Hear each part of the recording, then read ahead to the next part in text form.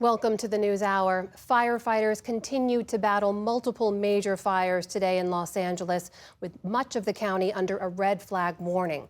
At least 5 people have been killed, a number officials expect to rise, and 180,000 people are currently under evacuation orders. The fires that started on Tuesday are now among the most destructive in California state history. More than 2,000 buildings and structures have already been destroyed. Stephanie Sy is on the ground and has this report. This is your street. This is it. Okay. The scenes along 86-year-old Roosevelt Pullum's Altadena Street were apocalyptic as we drove him back to his house today.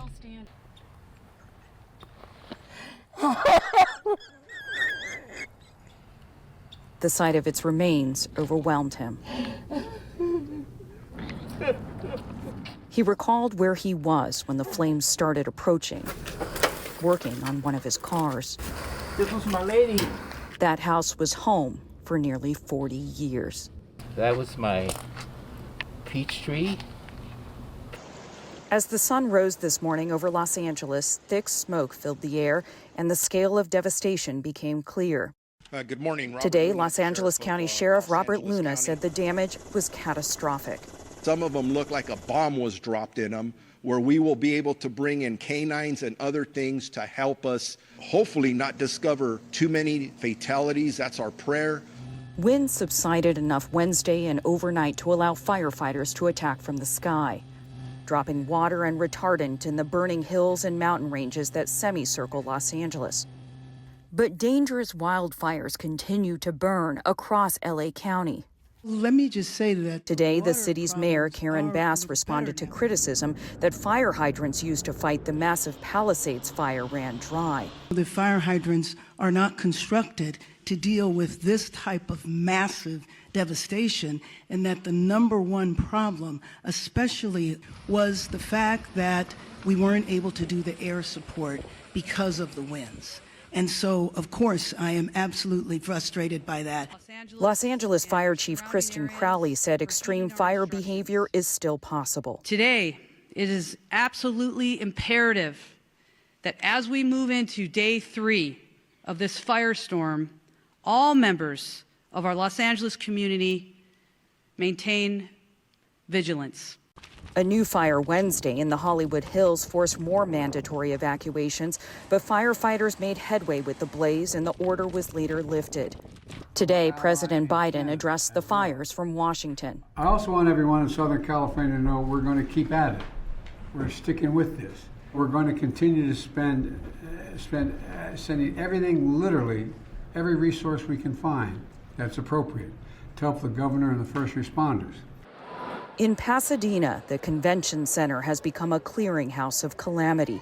This is where hundreds of evacuees of the Eaton fire ended up when they had nowhere else to go. As far as I know, my house is totally engulfed based on the fact that on both ends of the streets, both of the houses were on fire. Nakia Rhodes and her 2 daughters among them. They had little time to flee and no warning. I could see flames rolling down the hills. I could see it rolling up the hills. I could see them going left. I could see them going right. I seen everything the wind was doing to the fire. And I'm wondering, why isn't anyone telling us to evacuate? You know? It sounds like you have reason for some frustration at officials right now. I do. I do. They failed me twice. They failed me by not telling me to leave my house with my daughter and my little baby. And nobody's telling me anything except for there's a cot in the other room. 17-year-old Destiny is a senior at Pasadena High School. Since the power was out, we had no way to see. Like, we couldn't look it up on our phones because we had no power and no internet. Yeah, and we couldn't watch the news. We couldn't watch the news. So we had no idea what was happening, and all we saw was fire and red. Longtime Altadena residents Patty and Bruce Brown have survived previous wildfire scares, but this one was different. We always rode it out. This time it was different because we had to leave. It's the first time we've ever been to a shelter in our life. They were able to save their dog, Captain, but they don't yet know how their beloved and one-of-a-kind house fared.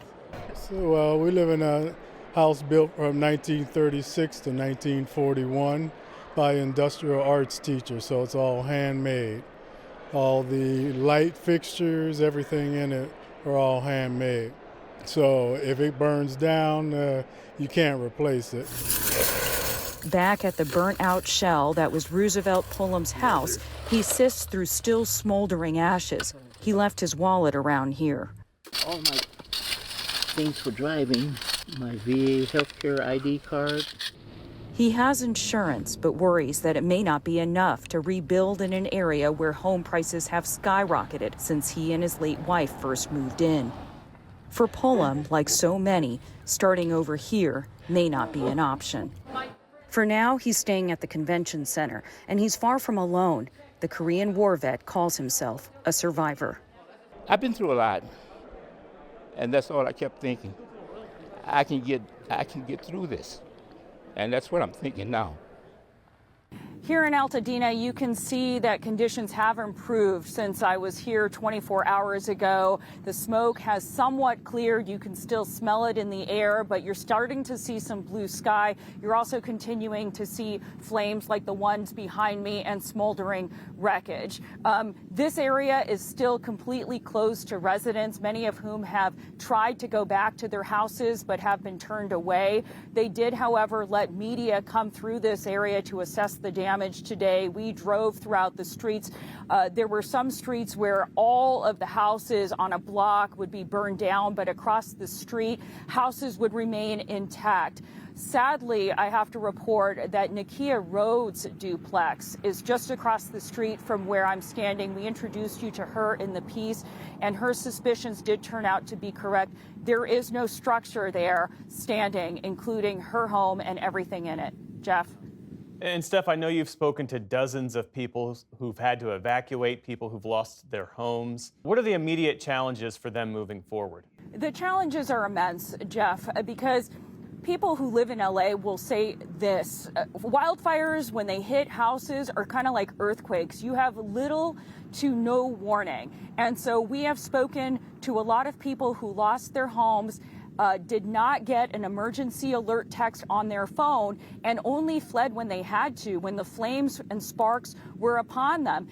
And so they had the clothes on their backs. In some cases, like Roosevelt, who you met in the piece, they didn't have time to get their wallet or even a phone. And so they are navigating insurance companies, trying to book hotels, trying to get cash out of the bank. Roosevelt is an 86-year-old heart patient who has medication needs, and he can't get the prescriptions filled. And so that is what people are facing. And a lot of folks have come up to us and wondered, where are the FEMA officials? Where can we get help? What do we do? We've never been through this before. So a ton of challenges. How disruptive have the fires been for the rest of LA County broadly? These major fires are positioned in sort of a semicircle around Los Angeles. So you have the fire on the coast up there in the Palisades, and then you have this fire in the San Gabriel Valley, which is inland, and in between you have the Hollywood Hills, which were in flames yesterday, and those have been put out. But as a result, Hollywood production companies and studio lots have been closed. Many school districts, including Los Angeles Unified, which is the second largest school district in the country, was shut down today. Traffic is snarled in many areas here in Altadena. Streets are closed. They have even postponed award ceremonies and considering postponing some major sporting events here. So it is quite disruptive for many Angelinos. And at this hour, how much have the current major fires been contained? The way that officials described it in an earlier press conference is they have been able to stall forward progress of the flames. In other words, the fires aren't growing rapidly, but they are still burning out of control, and there is 0% containment in the major fires that we've been talking about. The Eaton Canyon fire, which is where I am, and the Palisades fire, which continues to burn. So tens of thousands of people remain under evacuation orders here. Stephanie Sy reporting tonight from Altadena, California. Stephanie, our thanks to you and your team there. Thank you.